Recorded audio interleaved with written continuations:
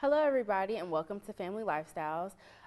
Today we are here with Lynn Blankenship. She is the Metcalfe County Extension Agent for Family and Consumer Sciences Education. And my name is Jamille Hawkins, and I am the Monroe County Family and Consumer Sciences Education Agent. And so today we are going to be here talking a little bit about the adolescent brain development. Yes, the adolescent brain is the huge mystery to us all. I don't even have children, and I know that. I go into the middle school, and I sometimes wonder. But when we look at adolescent behavior in the context of actual brain development, it actually makes more sense. Right. All right. So the brain development affects behavior, judgment, and decision making. And in the past, we kind of thought that our brains were finished developing, by our early 20s, and that we kind of that's what it was. But now that we have more updated imaging equipment, and over the past 20 years, we've learned a lot more about neural plasticity, which means our brains continue to develop throughout our lifetimes. Okay. But with adolescence, when we're talking about parts of the brain developing, there's certain parts of their brain that are underdeveloped until they're about 25, and that is like the frontal lobe area, which is reason and good decision making, being able to think ahead of things instead of being in the moment and being run by your amygdala and your emotions. Right. So we know that their mental capacity is increasing, their behavior, their judgment, they're testing things, and that's all affected by the way in which the brain develops. So knowing what we know, it's really, really important to work with your teens and make sure that they're nourishing their brains and engaging in behaviors that will lead them to a healthy life, instead of relying on their emotions because of where they're at in their brain development. So when you're in middle school, you're about, 10, 11, 12 in that area. And so middle school is like 12, 13. Right. Yes. So when you're 11 or 12 years old and you're, making decisions or you're trying to make decisions, just kind of remember as a parent that some of those decision-making skills aren't fully developed until you're about 25. So that's still another 10 years from now. That's why it's so important for parents to be involved with their children and talk things through and help them in the decision-making process without being judgmental. Because some parents still think that, oh, well, you should know this, but they still have to learn. Right. It's still a learning thing. And the great thing about this subject is we have 2 new publications that are aimed at our consumers regarding adolescent brain development. So if you're interested by what you hear, you can call your local county extension office and you can ask for copies of the adolescent brain development publication and learn more about it and have it there, and maybe even sit down and talk to your adolescent about it. I'm actually teaching kids about their brain development in freshman health this year, and they're very interested in the subject matter. So they're learning, and understanding is key to being able to move through and come out the other side. Right. So as far as their brains when they're adolescents, really until they're 25, their childhood experiences, the environment that they're raised in, have a huge impact on their brain development. And so everyone is in a unique situation. Right. And so just because 12-year-olds are all 12 doesn't mean necessarily that their brains are all exactly the same. Right.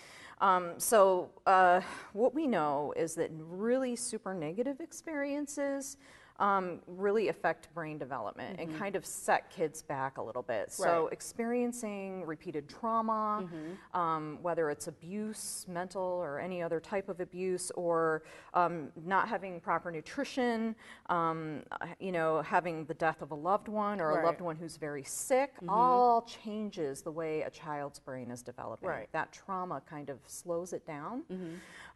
So it's important to know that kind of stuff, and if a child is or has experienced a traumatic situation, seek help. Right. There's school counselors, there's pastors from your church.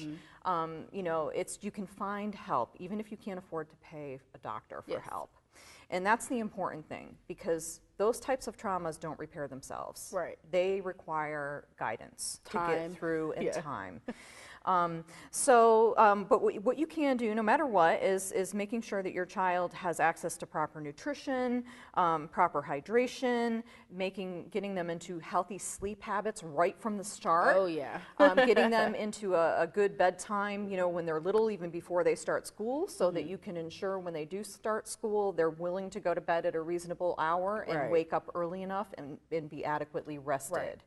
Right. It's really important to set your kids up for success when it comes to brain development, and you can't start too early. In fact, even when you're pregnant, your child's brain is developing, and you taking in adequate nutrition and having adequate rest and not doing drugs and those kinds of things are super, super important to the brain development of your child. So it begins from the start. From the beginning.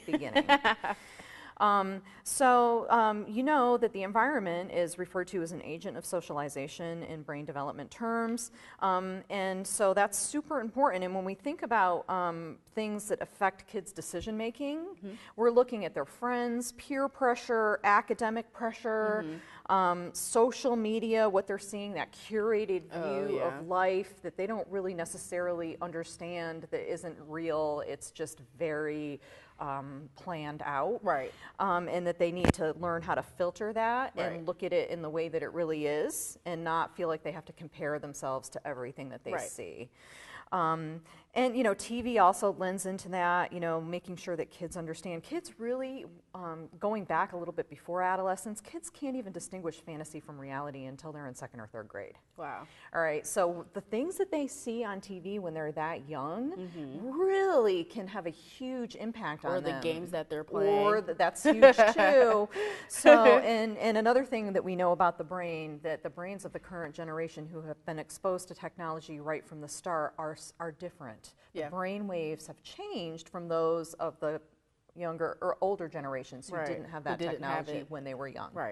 So keeping all of that in mind, as a parent, you have a big job on your hands. Yay. And you do have a very, very important role in helping your children understand their body, how it works, how they're developing, and how it affects their decision-making processes. Because children don't know that this is all of a learning step-by-step type thing. They don't have a long view like we do, right? And they don't have a background in that kind of thing. Exactly. So, you just have to, as a parent, you have to provide some pretty significant guidance to your children while still allowing them to mature and become independent. Exactly. So just remembering that brain is still under construction, and that now that we know, because of our MRI technology and everything, we kind of have a better understanding of how brains work. And that we know that our brains continue to develop throughout our lives, and we learn new things and develop new connections by repetition in our brains, and kids are learning the same way.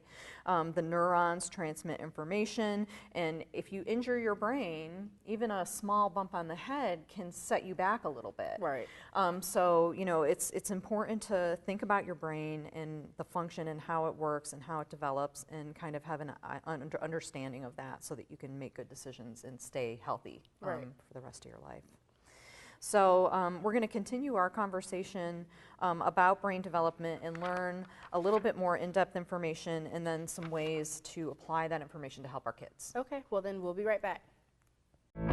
Sometimes one moment changes everything. One song, one game, one adventure, one mission. For a child battling a critical illness, a wish come true can be a turning point. You can transform lives, one wish at a time. Visit Make-A-Wish online to help grant more life-changing wishes.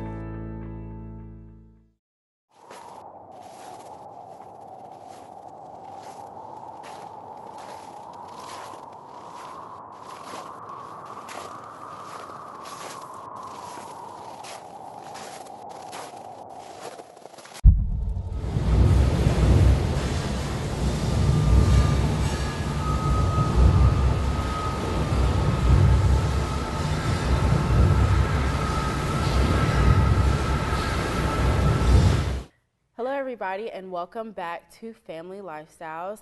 We are here again. I'm Jamille Hawkins, and I'm Monroe County's Extension Agent for Family and Consumer Sciences Education. And here we are again with Lynn, Blankenship, Metcalfe County, serving in that same role. And so we have been talking a little bit about adolescent brain development, and we're going to continue our conversation with that. Okay, so as we said, the teenager's brain is not fully developed until approximately the age of 25. So teens think with their emotions. They process with the emotional side of the brain, which is managed through your amygdala.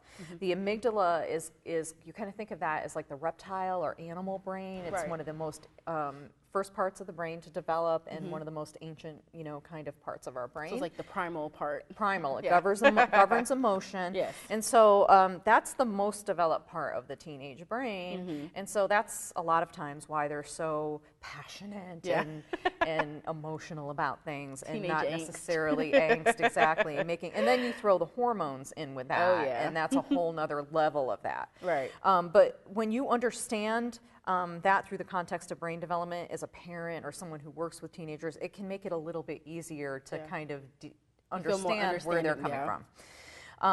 And what we're looking for is development of the prefrontal cortex, which is the part of the brain that allows adults to be more rational and respond to situations with good judgment, decision-making skills, and having good long-term memory. And so you say that, and then you say, well, what about my crazy Uncle Harry? Because he is like 45, and he is still like a teenager. Well, then you look at what Uncle Harry did, and you find out he rode motocross or was a boxer. Right. And has probably had some head trauma when he was a teenager. And sometimes those head traumas that we don't really think anything about can freeze us in that level of development of our brain. Or sometimes it can just push us back a little bit. So developmentally he's 45, but he's really 20-something. Age-wise he's 45, but mentally he's more probably like a 20-year-old. Right. Or younger. Gotcha. And that can happen. And understanding that and thinking about that person that you know who's like that, and thinking about why they might be like that, that can help you to convince your children why it's important to wear a helmet when they're riding their bicycles, even though it looks uncool. Because, all it takes is a fall off the bike, hit your head on the ground a little bit too hard, and it can affect your brain for the rest of your life. Yes. So thinking about those kinds of things, if you're playing a sport, using the safety equipment that's provided, there's a reason why, and it's developed to protect your brain, right, or your joints or whatever.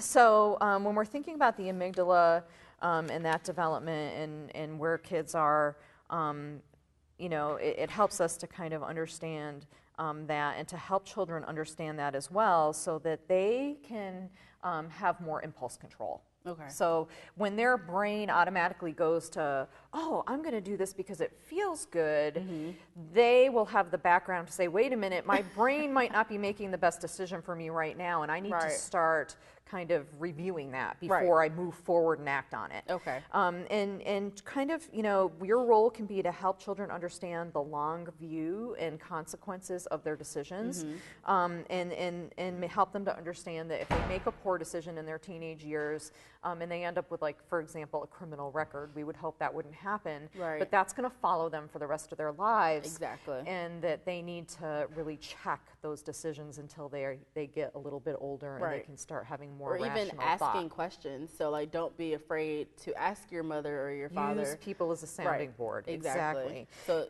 yeah. So developing that trusting relationship with your kids so that they feel comfortable using you as a sounding board, or helping them to develop a relationship with another older relative, maybe can help as well, or someone from your church family. Right. So those kinds of things that the parents can really do to help nurture that and have a protective kind of group of people around their teen. Your village.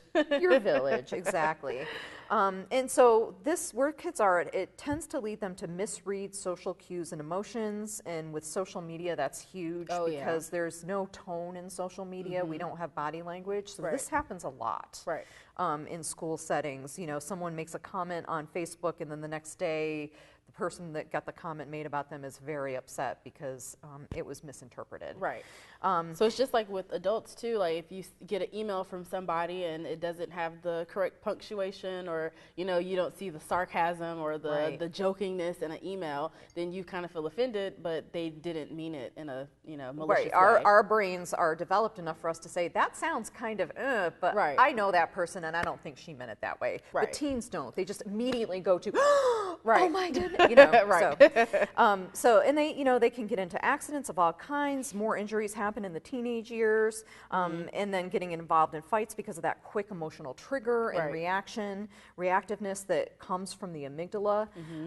They can engage in dangerous or risky behavior, not understanding what the long-term impact would be of when your brain isn't fully developed, using drugs that might harm that development and freeze you in that place of development so that you're your crazy 45-year-old Uncle Harry in 45 years and not a fully developed, functioning human.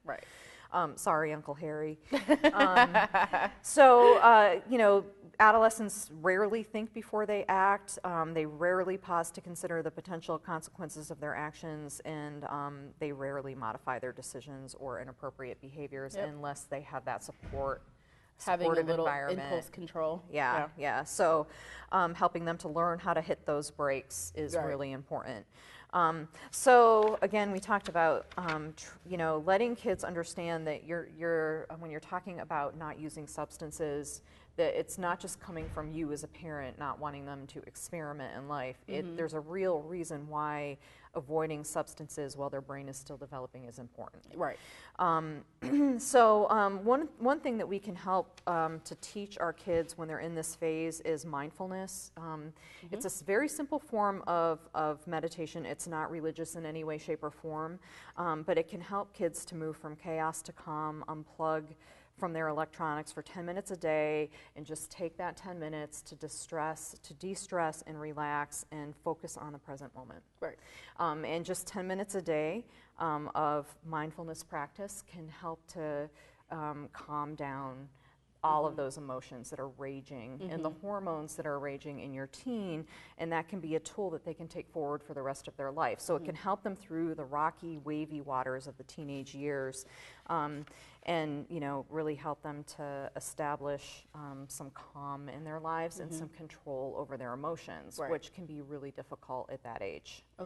So a lot of people think that some teenagers don't have stress. Like, what are you stressed about? But they still have a lot of internal factors, or like what they could be getting from school, that they need to just be calm, be still for a minute. And there's many transitions during those years when they're still developing. If you think about transitioning from middle school to high school, so 8th graders are prone to more stress because they're going to be switching schools in most cases, and that's very stressful at that age. Especially if there's hazing going on with the older kids to the younger kids, which often happens in the high school situation when kids come in as freshmen. So, you have to think about those types of things. That's just as stressful as you going in and having a boss that's riding herd on you at work.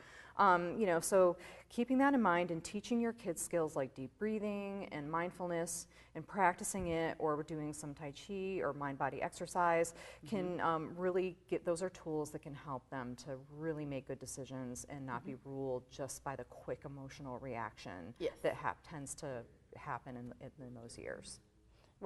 So coming up next, we're going to be talking a little bit more about some adolescent brain development. We're going to talk about some of the good things that we can do. Some of the good things that we can do, and so how we can help our kids along in that way. So stay tuned, and we'll be right back.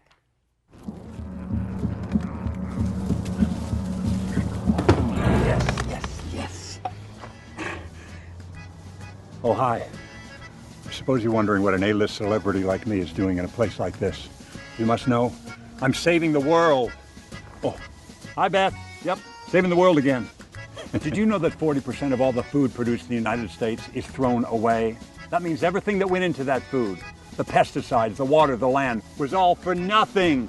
Just look at this perfectly good food thrown in the trash. The pizza with extra Cheerios, these goldfish and Band-Aid tacos.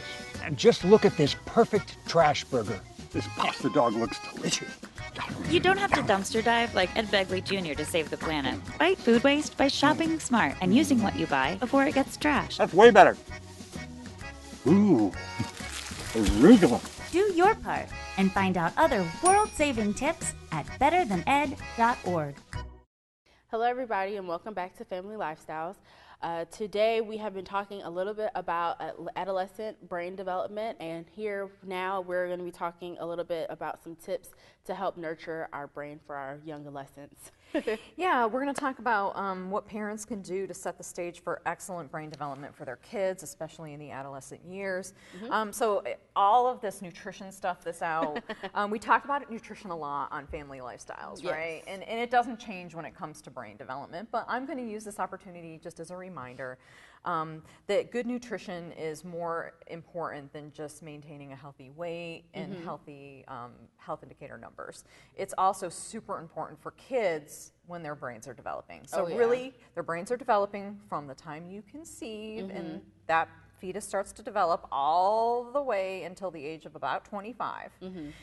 When the parts of the brain become fully developed. And then remembering that after that, we're still developing neural connections throughout the rest of our lives. Right. And good nutrition sets the stage. And It there's never certain stops. foods that are considered to be superfoods for the brain because of the nutrients that they have in them. So we're looking at things like dark blue and purple berries. We hear blueberries called brain berries, right? We've all heard that. They contain something called anthocyanins. They're plant anti-inflammatory and antioxidant actions that come from those chemicals that make the blue and purple color in those berries. And they really help to protect brain function and memory. So anything that prevents inflammation and oxidation in your cells is going to benefit your brain tremendously. Okay. All right. So blueberries are huge when it comes to that. And they really, really help to protect that development. Another thing is turmeric, which is a spice. It's a deep yellow spice used. It's the main ingredient in curry powder.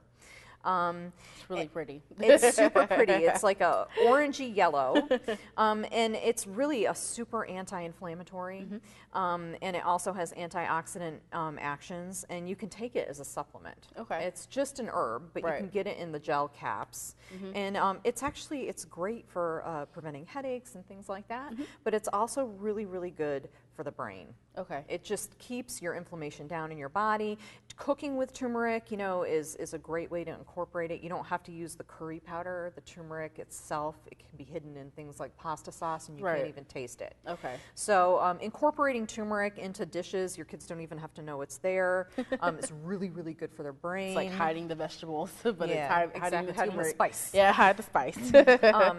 Dark leafy green vegetables, mentioning hiding vegetables. Again, a lot of children will not eat dark leafy greens. Right. And so you can do things like put spinach into, a smoothie, and they won't know it's there. They'll never even know. You can't taste it. Yeah. Putting spinach or kale or things like that into pasta sauces and chili, and you just grind it up in your food processor and add a couple of cups, and then you've got that great nutrition for everybody in there, and they don't have to actually eat the leaves. Yeah. Because a lot of it is texture. When it comes to that kind of stuff. And really, broccoli is another one. Broccoli is a huge brain food, and when you look at broccoli and cauliflower and the other cruciferous vegetables, they kind of look like a brain. Yeah. Right? And also walnuts are a really good brain food, and they also kind of look like a brain, right? So it's kind of neat that some of the foods that are really, really good for our brains also kind of look like a brain. Yeah. But keeping those things in mind, the broccoli again, and those dark leafy greens, they all have vitamin K in them, and they all have anti-inflammatory effects, and all of that is great for brain development. Good. And a lot of times kids that won't eat kale or spinach will eat broccoli. Okay. So broccoli is often a good way to get kids into the green vegetables. If you have to put it in soup or put cheese sauce on it, then by all means do that, just to get them eating it, and that gets them more open-minded about green vegetables as they start to age. So start off early with the broccoli, get them used to it, and then add other things in. Pumpkin seeds and other nuts and seeds have a lot of micronutrients like copper, iron, magnesium, and zinc, and those are all super important for healthy brain function and development. And those are also very healthy snacks in small quantities, or putting them on the top of a salad instead of using croutons is a great way to incorporate those things in healthy amounts. And those not are easy things that you can overeating. have. Absolutely. Have them in those small little bags. Oh yeah, pre-make your snack packs. And then just, you know, take and go. They're the easy kind, easy snacks. So getting your kids used to eating those foods that are really good for their brain as healthy snacks right from the start, and not starting them on the things that are not good for the brain that cause inflammation in the body, like the Little Debbies and things with highly processed ingredients. Just don't even start them on that stuff.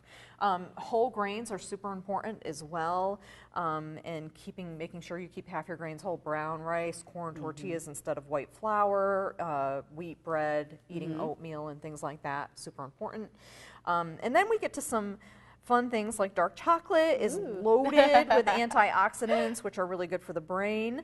And that dark chocolate doesn't have as much sugar. Sugar causes inflammation in the body, so eating dark chocolate is going to kind of have the opposite effect of eating something that has more sugar in it.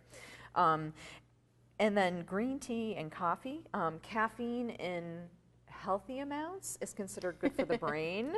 So healthy amounts. For Did you hear that? healthy amounts, like for an adult, is about 400 milligrams a day. And when you think about it, like a mug of coffee, and you've got about 8 ounces of coffee in your mug. That's a cup. Has about 100 milligrams of caffeine in it. So about 4 cups a day. If you can limit your caffeine intake, then you're going to get the positive effects of caffeine on your brain, which is alertness, and without the negative effects, which can be, if you overconsume caffeine, anxiety, stomach issue, shaking hands. You don't want those things. Those aren't good, and it's not good for your brain when you cross over that consumption amount. All right, so 400 milligrams a day. Green tea and coffee both are loaded with antioxidants as well, which is one of the reasons why they're good for the brain. There's some great research now that's happening on coffee with protection against Alzheimer's disease. Again, that's not over-consuming. That's maintaining a healthy intake level. Healthy amounts. Okay. And then the green tea contains something called L-theanine, which actually, even though it has caffeine, it's a relaxation chemical. So it can help you to feel alert yet not. You know, you're alert, but you're a calm alert. Yeah, exactly. So that's super. All of those things are really great foods for the brain. Avocados also, I didn't mention, but they're really good at fighting high blood pressure and hypertension, which is very bad for your brain. Right. You know, you do not want to have high blood pressure and hypertension. It really affects the circulation in your brain, which affects your memory and thought functions. Again, sleep. Teenagers need to have 8 to 10 hours of sleep. Every kid is different, but they want to be getting at least that 8 hours a night. And the one thing about sleep that is important is to know is that first part of the night is the most important part of sleep for the teenage brain. Your brain does housekeeping during that first part of the night, and it cleans out the chemicals that cause buildup of the amyloid plaques, which eventually cause Alzheimer's disease over time. So getting enough sleep can help to prevent Alzheimer's disease and help to maximize the brain development for teens and memory function as well. Younger adults from 18 to 25, keeping in mind that their brains still aren't fully developed until that 25, need about 7 to 9 hours of sleep a night. I wish. So just know, you try to get there. It's super important. You can't make up sleep. So you can't go all weekend with 0 sleep and then go back to a 7-hour a night sleep on Monday through Friday and think that you're making it up, because you're not. It's not something that you can make up. When you miss sleep regularly like that, it does damage that can't be fixed.